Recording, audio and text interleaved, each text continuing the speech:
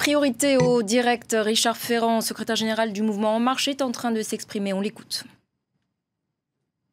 Pour la famille de Tamara, qui était adhérente d'En Marche à Dreux, elle a péri dans un accident de voiture à la veille du premier tour, après avoir consacré tout son temps libre et une bonne partie des nuits des semaines précédentes à mener la campagne de terrain. Je veux dire à ses proches, et notamment à son petit garçon, que le mouvement sera toujours là pour les épauler autant que de besoin. Corinne et Tamara disent beaucoup d'ailleurs de la dimension humaine de cette campagne. Car loin des projecteurs, loin des médias et partout en France, le mouvement En Marche, c'est 285 000 adhérents répartis dans 3 000 comités locaux, dont 400 à l'étranger, ont joué un rôle capital dans l'élection d'hier d'Emmanuel Macron à la présidence de la République.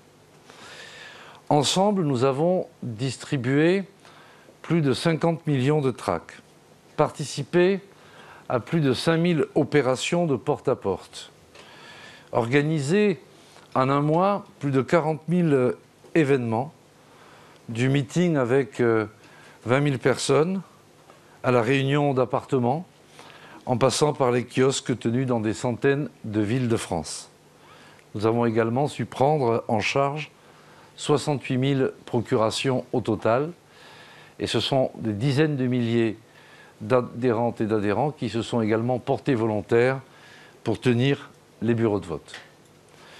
Nous mesurons l'engagement et la mobilisation de ces dizaines de milliers de citoyens qui souvent n'avaient jamais fait de politique, ne s'étaient jamais engagés, pour plus de la moitié d'entre eux, et qui venaient de tous les milieux sociaux de notre pays. Tout a commencé, je vous le rappelle, par ce que nous avons appelé la Grande Marche, c'est-à-dire par l'écoute des Français. C'est cela, notre marque de fabrique depuis le début, écouter pour mieux se faire entendre. Et le programme que les Françaises et les Français ont choisi hier est le fruit de ce dialogue constant avec le pays. Sans cette action, nous n'aurions pas gagné la bataille politique. Sans ce réveil citoyen, sans cette réconciliation avec des pratiques militantes authentiques, nous n'aurions pas gagné cette bataille politique. Et j'ai été très fier d'animer la vie de ce mouvement depuis septembre dernier.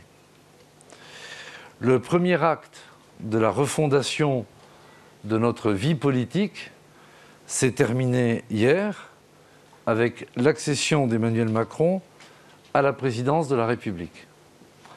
Appelé à cette fonction, devenu président de tous les Français, Emmanuel Macron a démissionné à midi de la présidence d'En Marche lors d'un conseil extraordinaire, lors d'une réunion extraordinaire de notre conseil d'administration. La présidence par intérim est assurée par Catherine Barbaroux, ici présente, que vous connaissez toutes et tous. Je veux remercier d'ailleurs ici les compagnons fondateurs, Astrid Panossian, Cédric O, Jean-Marc Borrello et Philippe Grandjean. Le deuxième acte de la refondation de notre vie politique sera la constitution, lors des élections législatives du mois de juin, d'une majorité de changement. Le conseil d'administration tenu ce jour a été l'occasion de poser les premiers jalons de la campagne législative de la majorité présidentielle.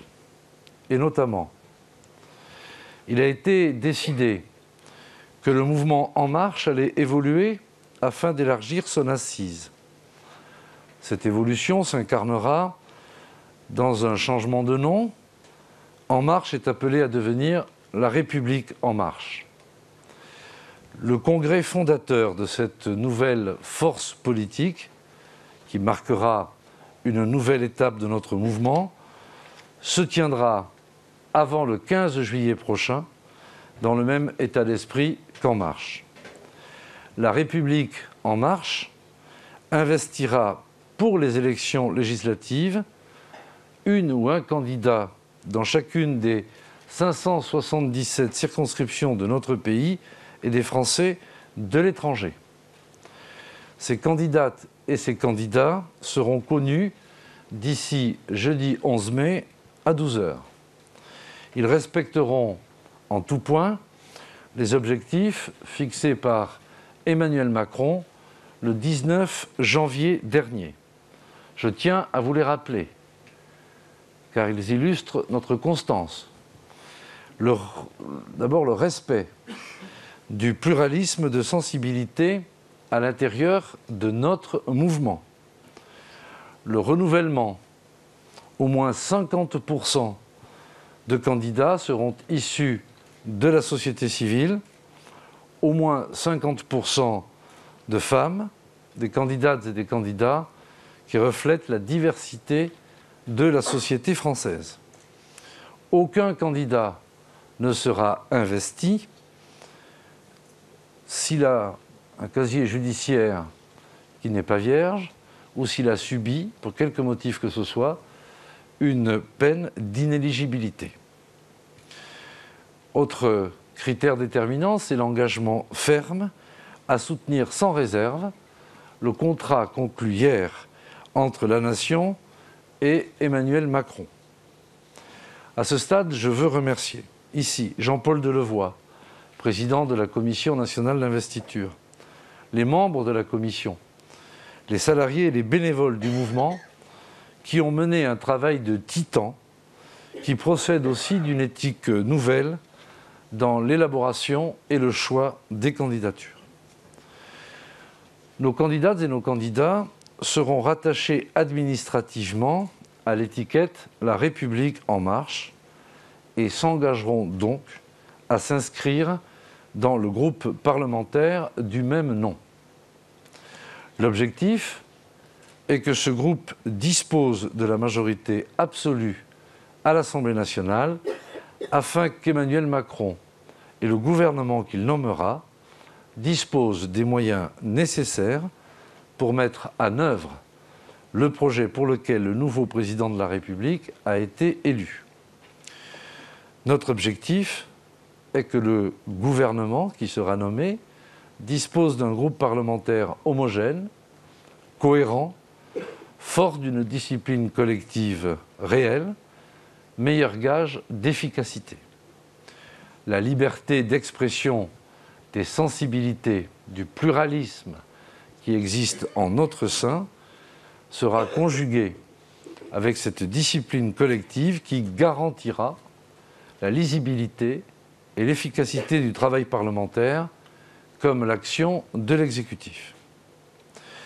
Compte tenu de ces règles, il va sans dire, mais peut-être mieux en le disant, que nous refuserons tout accord d'appareil ainsi que tout mécanisme de double investiture.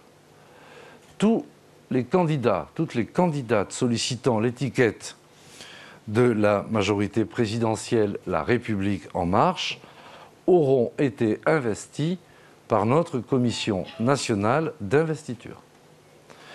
En marche se donne donc les moyens de parachever la refondation de notre vie politique entamée il y a tout juste 13 mois, mais reste parfaitement fidèle aux valeurs et au fonctionnement qui ont fait sa différence, sans doute son succès, et auxquels sont profondément attachés nos adhérents, parmi lesquels je citerai la gratuité d'adhésion, la liberté d'organisation locale, un juste équilibre entre la réflexion et l'action, la possibilité d'appartenir à d'autres formations politiques.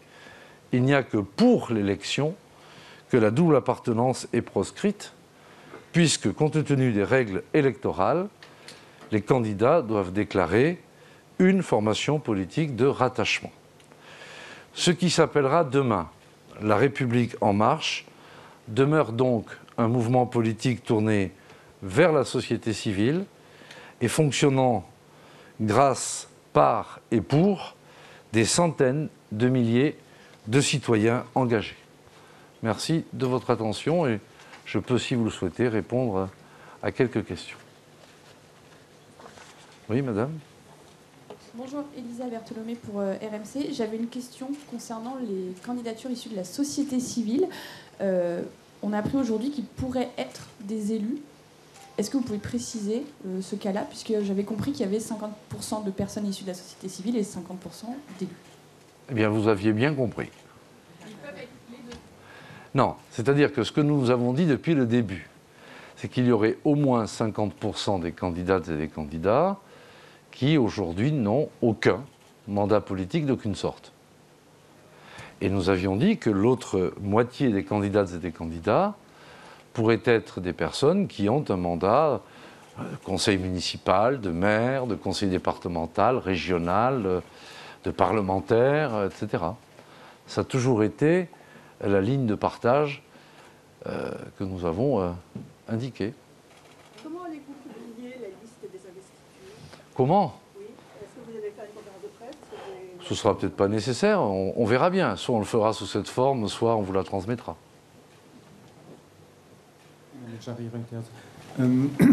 Qui conduira la bataille législative,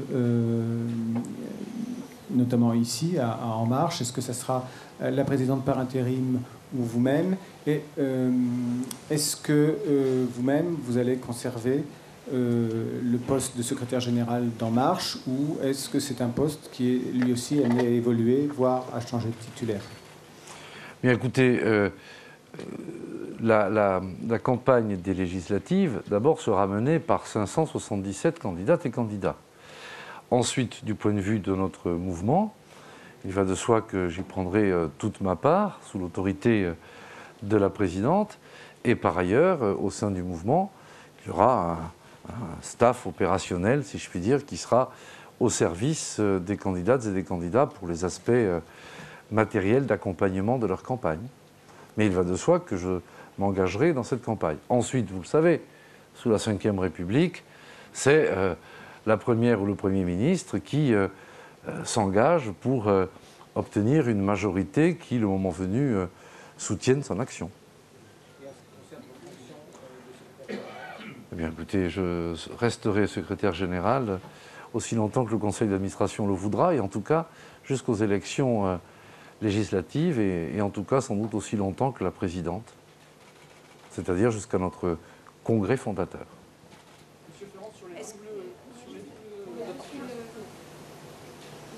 Emmanuel Macron est le seul à savoir, dit-on dans votre entourage, celui auquel il pense, puisqu'il semble que ce serait plus un homme. Votre nom est cité. Est-ce que vous, c'est le genre de responsabilité que vous pourriez accepter?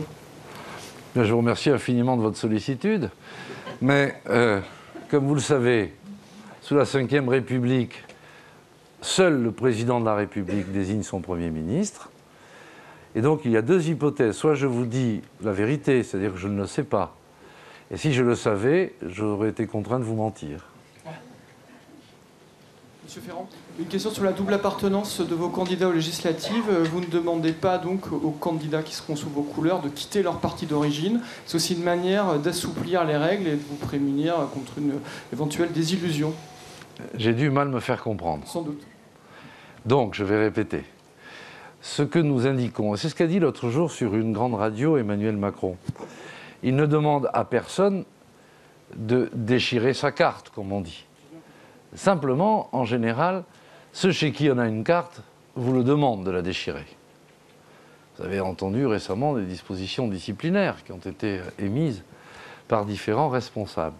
Mais il va de soi, comme je l'ai dit tout de suite, que celles et ceux qui sollicitent l'investiture devront porter la bannière « La République en marche », s'inscrire administrativement sous cette bannière-là, siéger dans le groupe ad hoc qui sera constitué, s'engager à soutenir le contrat avec la nation.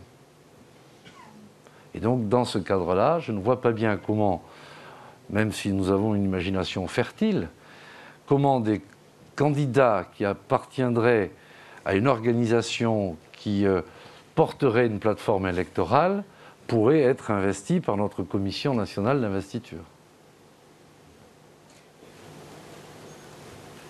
J'ai une question pour vous, monsieur. Attends, il y a un monsieur d'abord, et puis après vous. Oui, bonjour, Cédric Pietralonga du Monde. Vous avez évoqué donc la date de jeudi pour la présentation de vos 517 candidats. Certains membres proches de l'entourage de M. Macron disent que ces 577 candidats sont déjà choisis. Donc pourquoi attendre jeudi? Ah, ben, écoutez, parce que ça nous paraît une bonne date. C'est déjà une bonne raison. Et parce qu'il y a encore un certain nombre de vérifications de détails à faire. Et par conséquent, cela nous... Oui. Monsieur Ferrand, j'ai deux petites questions. La première vous concerne directement. J'aurais aimé savoir si vous êtes candidat vous-même aux législatives ou pas. Et donc, comme vous êtes aujourd'hui député PS, effectivement, si vous changez d'étiquette et comment ça se passe aujourd'hui avec le Parti Socialiste. La deuxième question porte sur le MoDem. Vous parlez de 577 investis La République En Marche. Il me semblait qu'une partie serait investie sous l'étiquette MoDem. J'aurais aimé savoir ce qu'il en était exactement. Bien, je vais vous donner ces deux précisions. La première étant que, en application de la réponse que j'ai faite à votre confrère à l'instant, ayant brigué l'investiture de La République En Marche, il va de soi que je ne suis plus membre de ce fait du Parti Socialiste.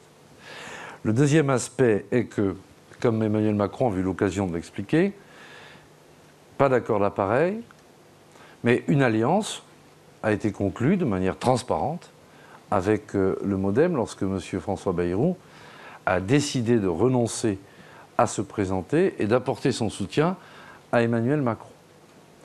Par conséquent, s'agissant des candidates et des candidats issus du MoDem, ils seront administrativement rattachés au MoDem, ils mèneront campagne sous la bannière commune, puisqu'il s'agit d'une alliance, et eux siégeront dans un groupe ad hoc MoDem qui sera sans doute créé à l'issue des élections. Combien d'investis MoDem? Ah, vous voulez savoir quelle a été la pesée? Eh bien, figurez-vous, mais j'ai bien compris. Eh bien, figurez-vous que les choses ne se sont pas passées comme ça. Nous avons examiné, à l'aune des critères que j'ai rappelés, les critères du 19 janvier, les candidates et les candidats que nos amis du MoDem proposaient, et ce sont chaque fois les meilleurs que nous avons choisis, afin qu'il soit le plus grand nombre à gagner. C'est combien de personnalités MoDem investies? Qu'est-ce que vous appelez des personnalités MoDem? Celles qui porteront cette étiquette-là, ou du moins administrativement. Écoutez, on vous fera le décompte jeudi. Excusez-moi. Mais vous saurez les reconnaître. Oui, je viens de répondre. Je suis candidat dans la 6e circonscription du Finistère, la plus belle de France. Bonjour, Hélène Fouquet pour Bloomberg. Est-ce qu'on doit s'attendre jeudi, quand vous allez donner les 577 personnes, à avoir des membres des Républicains qui auraient changé de parti parce qu'ils veulent faire partie de votre majorité présidentielle, comme vous avez quitté par exemple le Parti Socialiste? Est-ce qu'on peut s'attendre à des noms assez importants, des figures des Républicains qui se rejoignent à vous? Vous savez, madame, nous sommes un mouvement où chaque nom est important. Et ce n'est pas la gloire acquise par le passé qui fait que l'on est plus important que l'un ou l'autre. Donc oui, il y a parmi les candidates et les candidats des personnes qui ont eu une sensibilité républicaine, d'autres socialistes, j'en porte témoignage, d'autres qui viennent d'un certain nombre d'horizons et d'autres qui ne se sont jamais engagés. Voilà.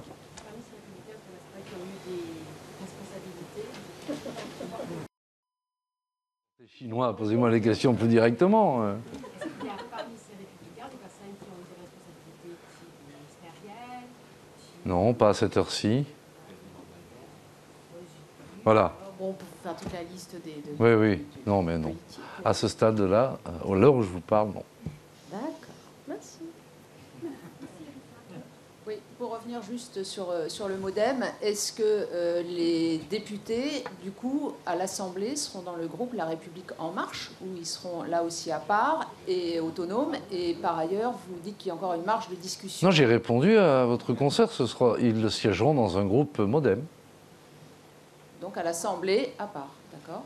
Enfin, à part s'ils le souhaitent. En tout cas, ils auront cette liberté-là. C'est une alliance, ce n'était pas une fusion. Et vous avez dit qu'il y avait encore des circonscriptions où il y avait encore des discussions possibles, c'est-à-dire il y a encore quoi, 20, 40 circonscriptions Non, je vous ai parlé d'ajustements à la marge qui doivent être peaufinés et deux, trois choses qui doivent être faites. À peu près?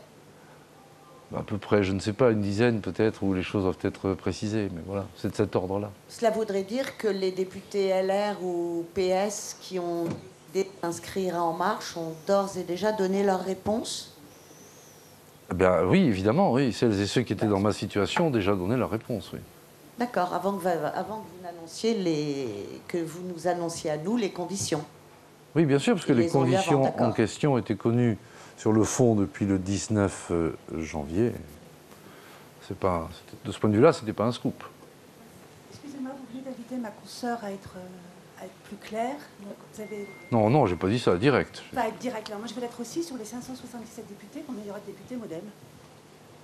Et écoutez, vous verrez bien le décompte une fois qu'on aura gagné les élections. Vous le ferez jeudi. Je n'ai pas la liste là, puisque ce n'est pas l'heure aujourd'hui. Nous attendons donc jeudi pour avoir une réponse précise à votre question directe.